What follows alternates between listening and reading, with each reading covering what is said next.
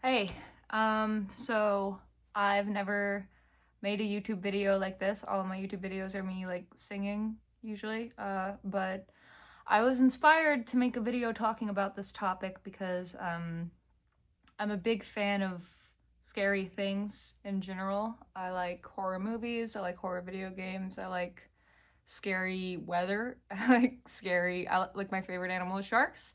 And I really love talking about dreams.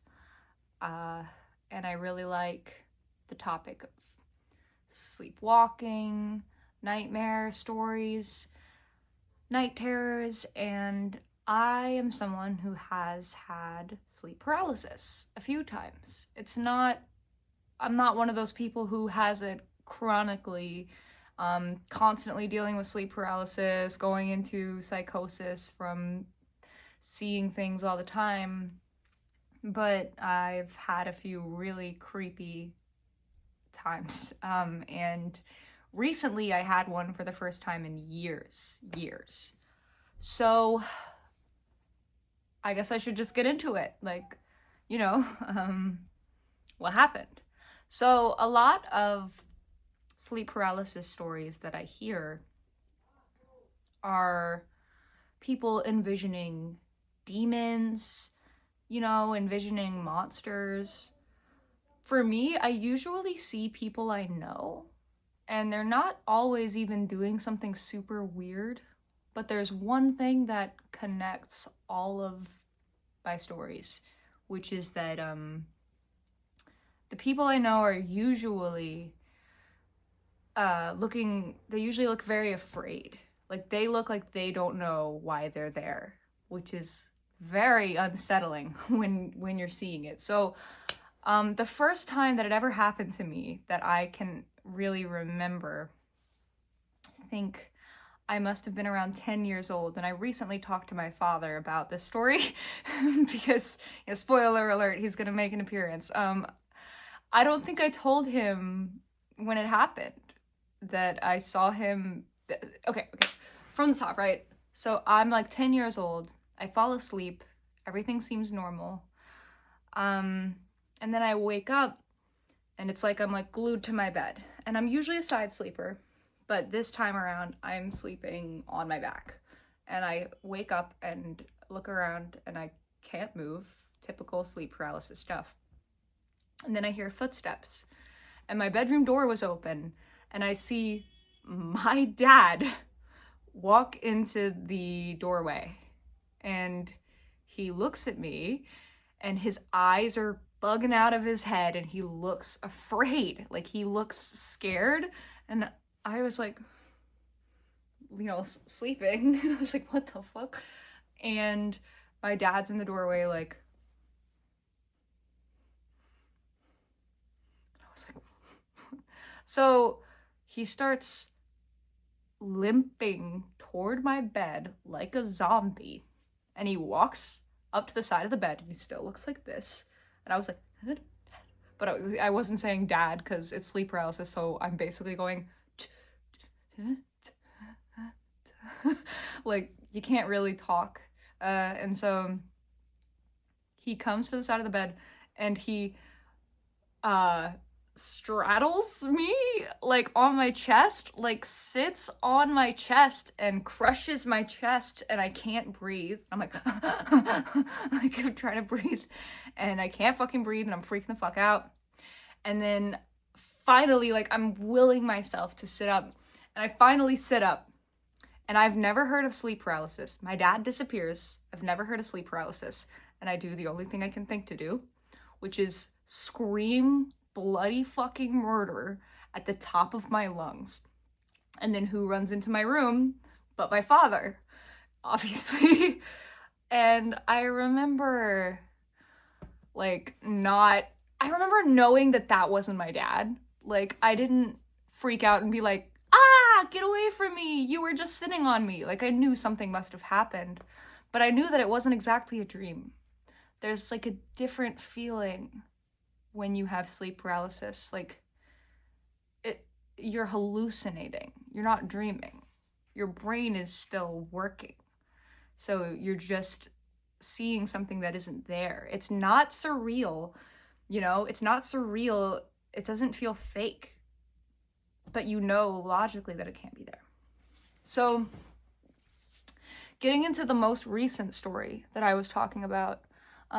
So this happened like several more times. I mean, one of the times I remember my sister and we had watched the Blair Witch Project, and you probably know where this is going, but we had watched the Blair Witch Project. This is when I was like 16. I'm 25 now. When I was like 16, we watched the Blair Witch Project, and we shared a bedroom, and I woke up, and at this point I knew what sleep paralysis was. I think I had watched the documentary Mr. Nightmares, or Mr. Nightmares. No, that's a that's a YouTuber, I think. I had watched the documentary The Nightmare, I think it's called.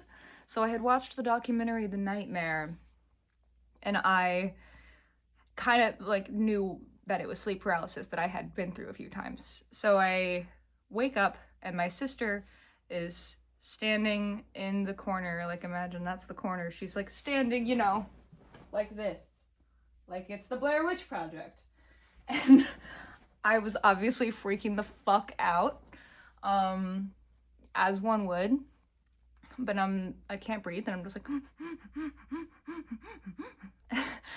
and then I finally shoot up in bed, and I'm like, huh! And my sister's like, Bella, shut the fuck up, which makes sense. That's my sister. I think she told me to shut the fuck up, I'm pretty sure, because I sat up in bed and hyperventilated. But anyway, so several years went by where I never really went through sleep paralysis. Like, it didn't happen for quite some time, for like 4 or 5 years at least. And so a few weeks ago, me and my boyfriend were laying in bed. Obviously, you know, we fell asleep. So me and my boyfriend went to sleep, and I woke up, and this always happens when I fall asleep on my back every time. So I wake up and I look over. So I'm on my bed. Let me see. I'm on my bed right now. There's my cat. He's a very good boy. I'm on my bed right now. There is a wall behind the camera, and then there's like our living room. It's a studio. And so I'm in bed, and I wake up, and my boyfriend is standing in the middle of the living room, staring at the wall. And he looks terrified. Like, let me try to do the best impression. Like, he's like this.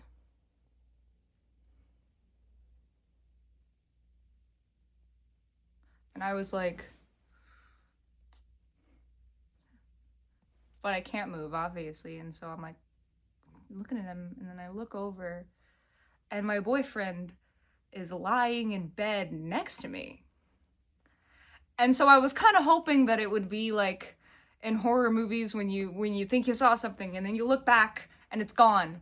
But it wasn't. I looked back, and my boyfriend is still in the living room, staring at the wall. But then I look back to my side, and he's laying in bed next to me. And I was like,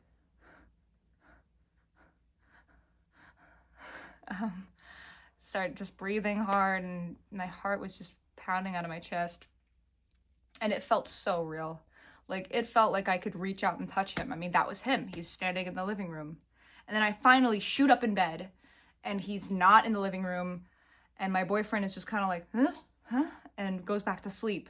And I do kind of look at, I feel lucky that I don't see things that are as scary as what I hear described by other people with this issue. Like, I don't usually see monsters, no aliens coming in to abduct me. I do think it's kind of an interesting experience to have when you have it the way that I do. It's just fascinating. It feels like you get to see a dream in real life, but I guess it's not exactly worth it because it is still pretty horrifying. But anyway, I am just such a huge fan of this kind of shit. I am such a big fan of listening to people's sleep paralysis stories, the scariest dreams people have ever had. I think it's so, so interesting. And I just wanted to share mine. So thank you for listening.